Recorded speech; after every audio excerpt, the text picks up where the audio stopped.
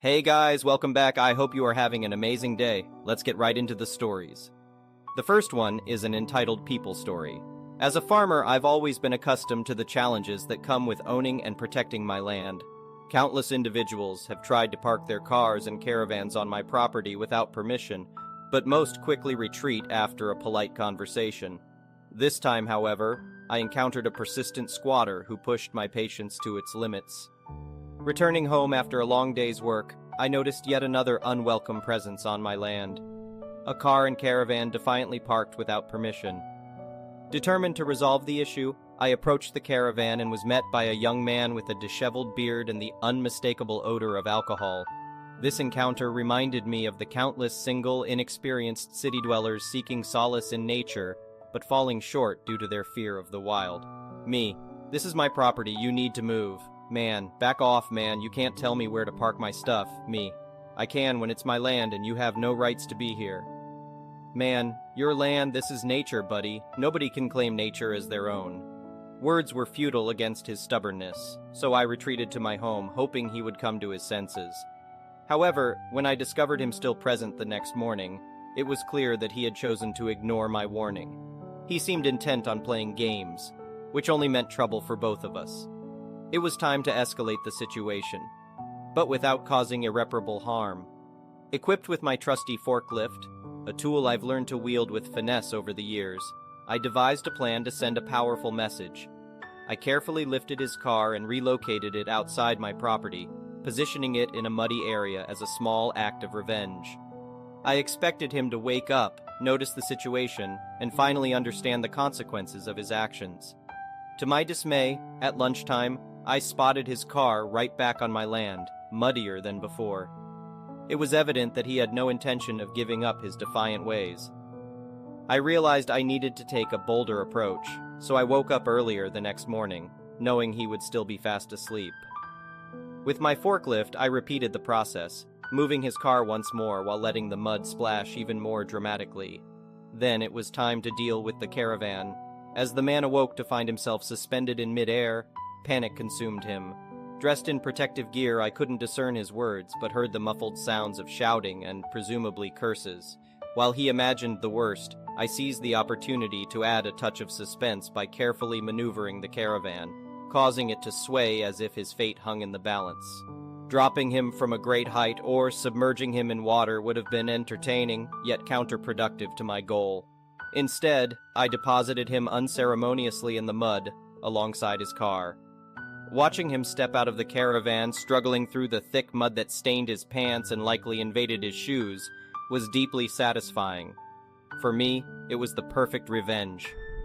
Turning to face me in the forklift, he awaited a response, but I initiated the conversation to make my intentions crystal clear. Me, I warned you to get off my property. We don't tolerate squatters here, and if I ever catch you attempting to settle here again, I promise I'll relocate your car and caravan to a place far worse than the mud. By the time I return from the barn, you better pray I don't see you anywhere near here. I didn't offer him an opportunity to reply. Instead, I drove the forklift back to the barn, content with the outcome. Upon my return, it was clear that the young man had heeded my warning, as there was no trace of him. Only the lingering marks in the mud served as evidence of his ill-fated intrusion. I had no regrets about my actions, and if anything, I lamented not mixing fresh manure from my stock into the mud as an additional deterrent. This encounter reinforced a valuable lesson: never underestimate the resolve of a farmer when it comes to protecting their land. We issue warnings with sincerity, and trespassing on our territory will always have dire consequences. I doubt that the young man continued his misguided attempts to live among nature after our encounter. Realizing the true essence of nature, beyond the confines of someone else's farmland, likely altered his perspective. The next one is a pro-revenge story. Backstory. After my girlfriend moved to her new apartment closer to both her sister and myself, she obviously wanted internet. Although she isn't fully tech-savvy, she does know the basics. Thus, she explicitly asked the provider if she should be worried about admin kind of Wi-Fi protection. She was assured that it was all fully safe out of the box with no admin. In fact, she was told that she just had to press a button to connect her laptop and her Wi-Fi network would be fully secured. The incident. So, a few months or years later, my girlfriend started to notice that her internet speed went down. This became very apparent while video chatting with some of her family members in Japan. As I mentioned, my girlfriend knows the basics, so she knew that it didn't have to be the internet connection itself. It could also be her laptop, or maybe the network cables had eroded due to age. She decided to explore as many options as possible before contacting her ISP support desk, so she asked me to help. I'm a geek, and I've worked within the field of ICT for over 30 years now, mostly as a systems administrator, but also as an IT manager or co-manager. During this time, I'd still try to keep in touch with my colleagues and even cover shifts if the need arose. So, visiting my girlfriend and getting to show off my L33T IT skills? It took me a moment, but I discovered the issue. Someone was leeching off her Wi-Fi. Technically, the ISP support staff was right. This wasn't an admin kind of thing anymore. It was completely randomized. Sorta. You see, on their routers, the Wi-Fi password was the same as the random SSID, aka network name. What the F? I was quite angry at both this incompetence as well as the blatant disrespect for my girlfriend's privacy. Maybe a bit too much, but yeah. Sure, for some people, this is only about getting internet. But what many people overlook is that such leechers also gain access to your private network. So basically, they could also access any public Windows or Mac shares you may have active, not to mention any other connected devices. Fortunately, my girlfriend knew the basics, as I mentioned earlier, but I was still angry. The revenge. So I suggested something I had done earlier. Let's replace this piece of crap, POS router, with a professional device, specifically the same kind of ZXL router that I used at my home so that we could set up a secured VPN between ourselves and get some other nice features as well, like a private VoIP connection. She agreed, so we bought her a new router together. We're talking professional gear here. These things cost about as much as a high-end smartphone, so obviously we were going to split the costs, considering that a mid-level router could also have helped her out. Now, even though I consider her previous router a POS, I still have to admit that it did provide some very useful features, like a syslog service. It could also use USB storage, so I turned on Wi-Fi logging, plugged in a large USB memory stick, and then we waited for the new router to arrive. Then I got to work. First, I set up my girlfriend with a nice hidden Wi-Fi network so that no one could easily find it. Next, we set up a much better security scheme, and then it was time to get even with the lowlifes. I set up a second Wi-Fi network that was completely the same as the previous one, but this time I throttled it down a bit so that it couldn't usurp the full bandwidth. Then I added some specific DNS overrides. DNS is a service on the internet that translates names into IP addresses, which is what your computer needs to connect to something. You may care about reddit.com, but all your PC cares about are the associated IP addresses. The thing is, this service can be easily overridden, and I had studied the logs, so I knew exactly which sites the lowlifes visited the most. So, from now on, going to Bank.nl using this router would point your browser to a hardcore, not very legal gay porn website. Not very legal, as in the site didn't bother asking for consent first, but showed you some close-up screenshots right away. Then it was time for Bank.nl. I redirected that one to a shady Hot Scissors lesbian website. I also noticed that a certain web shop was sporadically used by the leechers, so I decided to redirect that one to a relationship counseling website. When you think your spouse is cheating on you, come to us. It was around that time when I noticed that my girlfriend's router was using a more modern firmware than I had on my router. This one also provided web redirection services. Companies can use this to redirect specific websites based on their URL to a local or remote web page. So say you don't want your staff to use social media, then you could just tell the router to redirect, say, facebook.com to a local web page that explains the no social media allowed policy. Much to my delight, this service also supported a randomizer trigger. See, I still remembered a website from the early days of the internet. Something about a goat from Sweden that was so horrible that it became a meme on its own. Seriously, a look at that picture could never be undone anymore. There's a reason I still remember the horror now, an easy 30 years later. So I looked for and found a replacement and then happily added that to a randomized redirection service. So every once in a while, the leechers would open their favorite websites, and no matter what kind of site they asked for, they'd always end up with something completely and utterly disgusting on their screen. Then we waited. I need to point out that my girlfriend did not fully agree with some of my actions, especially when she learned of the aftermath. But we never had an argument over this because she could also understand my point of view.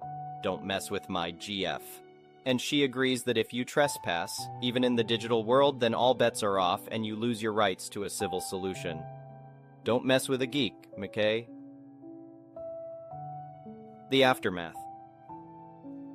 One day, my girlfriend got home from work and noticed a huge moving van outside. She didn't think much of it, but when she got to her front door, she noticed that her neighbor 2 doors over was moving out. She mentioned this to her direct in-between neighbor a few days later, and as it turns out, things completely exploded over there. The shouting and accusations could even be heard through the walls. It seems the couple got into huge arguments about their rather explicit choice of websites, and once the deed was done, there was no room left for any kind of reasoning. One of them even accused the other of hacking the internet, because it was only after the first fallout that those goating pictures started to show up. As far as we know, they broke up. For the record, I regret nothing. I removed the SSID for obvious reasons and also reset the DNS and forwarding sections, and now things are back to normal. More importantly, my girlfriend is still very happy with the router and the extra services to this very same day of writing. She's working her way up as a 3D artist, and the knowledge that all her work will be fully kept safe after she copies her projects onto my NAS is a deal breaker for her. Seriously, you guys, always remember that when you use someone else's internet connection, including free services, you're fully relying on their goodwill. Such services could be easily abused as well, either through pranking like I did or worse. How about I redirect your bank requests to a fake login page so that I can store and/or abuse your data? The next one is a petty revenge story. When I was 18 years old, 10 years ago, I was doing the online dating thing. I live in the US and am about 15 minutes from the Canadian border. My date and I went to Canada together on a first date because I couldn't drink in the US but could in Canada, and we wanted to go to a bar/casino. He picked me up in his little sports car and we rode together through the border crossing and to the casino. We played some games, had some drinks, and were having a decent time. I reached a point where I was decently drunk and knew that if I had any more alcohol, I would be out of commission. I told my date I was done drinking and wanted to start heading home. Instead of listening to me, he went and got us both another round of drinks, and he handed me a big Long Island iced tea. I told him point blank that I couldn't drink it because I was at my limit. He didn't take too kindly to that and became pushy. He said, "You have to drink it. I bought it for you. If you don't drink it, you're going to make me waste money." No matter how many times I told him no, he continued to push me on this. I got very frustrated and upset because I was alone with this pushy man in another country, and I was very upset with myself for getting into this situation. We argued for a while, and eventually I snapped and formulated a little plan. He agreed to take me home after I finished the drink. I took the drink from him and chugged it. We got into his car and started for the border. It's important to note that this guy was very proud of his car. He spent the whole drive to the border telling me about all the features and how much he loved it. I spent the whole drive ignoring him and focusing on keeping my sick stomach under control. My goal was to make it through the border crossing at least, which was proving pretty difficult. We eventually made it through the border crossing, and as soon as we made it back to the US, I turned in my seat to look him in the eyes and told him, "I didn't appreciate how you forced alcohol down my throat after I repeatedly told you no. I know my limits and you ignored and disrespected me. I said I couldn't drink more for a reason." Then, while maintaining direct eye contact with him, I started vomiting in his car. I knew this was coming and specifically positioned myself to cause as much damage as possible. I threw up on the seat, the floor, the dash, etc. He was freaking out and I just started crying and telling him that this was his fault and he could either take me home or let me out of the car now. But I will call the police if he doesn't proceed with one of the two options. He dropped me off at home and I never saw him again. The next one is an entitled parent story. I'm a 27-year-old woman and I have a black horse. The color is important for later, named Ebony. I have her at a boarding stable where I used to get riding lessons before getting my own horse. For some reason, though, horses tend to attract entitled people. This wasn't my first encounter with them here. Here are the cast. Me, entitled Mom, I will call her Barn Witch. Entitled Daughter, I will call her Barn Goblin. And my old trainer who still works there. So I had my horse tied up in a spot where you have room to groom them and tack them up. I was brushing her down when Barn Goblin showed up, wanting to pet Ebony. I told her not to pet her since I didn't know this kid, and it's not a good idea to go near strange horses with the risk of being kicked. Horses can kill if they kick. Barn Goblin screamed, "Mommy, she won't let me pet the black horse." That's when Barn Witch showed up, huffing, "Lady, I have a kid, and she wants to pet your horse." "No, it's not a good idea to pet strange horses since they can be skittish," I told her. "Barn Goblin wants yours, though. She only likes black horses, and the trainer only let her ride a white one," Barn Witch snapped.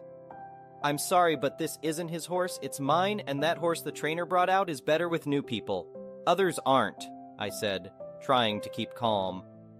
Right then, we heard Barn Goblin scream, and her hand was bleeding. She had tried petting my old trainer's new horse, the only other black horse there, and this horse didn't like strangers at all. It resulted in Barn Goblin getting bit pretty hard. My old trainer came out to see what was going on, and I must say he is someone you don't want to mess with. After I explained what happened and what was going on, my old trainer snapped at them, telling them to leave and find another place to ride. Not only did this kid get bit for not listening, but she was also yanking on and using spurs on his other horse, which wasn't allowed. I just smirked when Barn Witch and Goblin were kicked out, never to be seen again. Sorry, this wasn't my best story, but I wanted to share it. Update.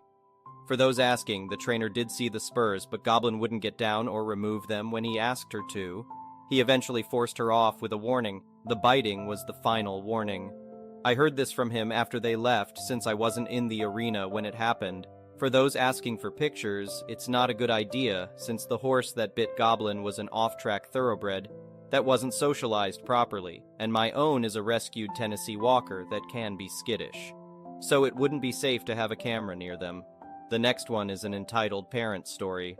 Last night, when I went to sign into Netflix, I discovered that my TV had been signed out. I attempted to sign back in, but couldn't.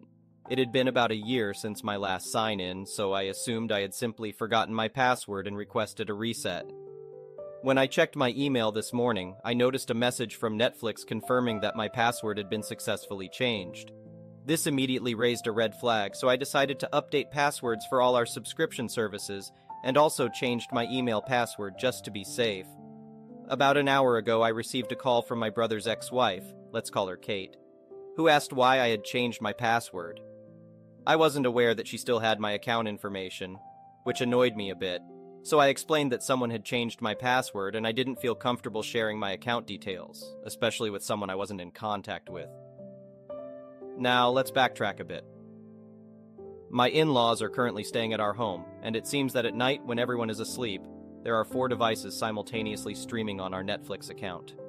During the call, Kate mentioned that she had tried to access our account on Christmas night, but received a message stating that there were too many users currently logged in, preventing her from accessing it. She got the idea that it would be perfectly fine with me if she logged into our Netflix account and changed the password so that she and her new husband could watch their show. She presented this as if it were the most reasonable request in the world. I nearly lost my temper. I couldn't fathom how anyone could think it's okay to change someone else's password just because they're too cheap to pay for their own subscription. I firmly told her that I didn't want to hear from her again, refused to provide our account information, and ended the call. 15 minutes later, she called my wife, this time requesting the Disney Plus password. Unfortunately, I had lazily used the same account information for all our streaming services, and she managed to figure it out and gain access to several of our accounts. When I realized who my wife was speaking to and what the conversation was about, I motioned for the phone. Kate was whining about needing access to Disney Plus so that her 18-month-old son could watch Bluey, insisting that it was crucial for his bedtime routine. At this point, I lost my patience and told her to leave us alone before hanging up. What a great way to ruin my mood for the night. The next one is a choosing beggar story. So, some backstory. I work at a place that sells sandwiches, and we deliver. Today we were extremely busy during the lunch rush, and as a result, delivery times were a little slow. We were making sandwiches as fast as we could, but there were too many orders. Our in-shop line customers who come in and order at the counter, was literally out the door. On top of all of that, we were understaffed because 2 of our employees had quit. Instead of the 5-man sandwich making crew we should have had, it was 3 people. And one of them was the new guy who started last week. He had to stop and ask what came on every sandwich. Eventually, we just put him on the register so that the other experienced employee and I could focus on making the orders. When it finally slowed down, the last few delivery orders were still on a 40-minute wait, which isn't even that crazy for delivery. Domino's often takes twice that when it's busy. A lady comes in, and while she doesn't have the "can I speak to your manager" haircut, she's making a face. Anybody in the service industry knows the face. Total Karen. I know it's going to be some bullcrap right away. Karen. I ordered a delivery for 3 sandwiches and it never showed up. We're hungry. We've been waiting for an hour. Perfectly possible. It's been a hectic morning and mistakes happen. Me. Oh, I'm so sorry about that. Can you give me the name and address on your order? Karen. Karen McFack, name at 5555 Someplace Drive, NW. I pull up the order and have to really put in effort not to roll my eyes. Me. I see that you placed the order 27 minutes ago. Our driver left with it 5 minutes ago. Karen. Well, he took too long and I had to leave work to come get it. You guys weren't answering your phones. Not true, by the way. If we'd stopped answering phones, the morning wouldn't have been so hectic. Me. Okay, well, we can make your order for you now and waive your delivery fee since you came to get it. Karen. What are you going to give me to make this right? I'm thinking, I said I would give you the food and the delivery fee. What the hell else do you want? Me. Sorry, I'm not authorized to fully comp any meals. She huffs, and then stands there at the counter while we make her food, which you're not supposed to do since other people come in to order. And we have a designated spot for picking up completed orders, but whatever. I don't say anything. We give her her food and she leaves, and I text the driver telling him that he can skip that order and move on to the next one since she already came and got it. The story should end there, right? Wrong. 15 minutes later, we get a call asking where the delivery is, and I get their name and address. I was very surprised to hear that it was Karen McFackename at 5555 Someplace Drive, NW. I double-checked twice. It was the same name and address. Now at first, I thought that maybe someone else had overheard Karen order and came to make a fake complaint and get free food. Me. Oh, I'm so sorry. There must be some sort of mix-up. I just had a woman come in saying that this was her order, so we made her the food and canceled the delivery. Karen screaming, "That was me! You said the delivery driver was on the way. Where is he?" Me. Let me get this straight. You came to pick up the food and I gave you the money for the delivery back and gave you the food, but you were still expecting us to deliver it? Again? For free? Karen. Yes! To make up for me having to leave work and get it. Me. Miss, you didn't have to come and get your food. You chose to. It was already on its way. If you wanted it delivered, you should have waited for the driver. Karen, no longer screaming. Can I speak to your manager? Oh, you absolute fool. Don't you know? Me. I am the manager.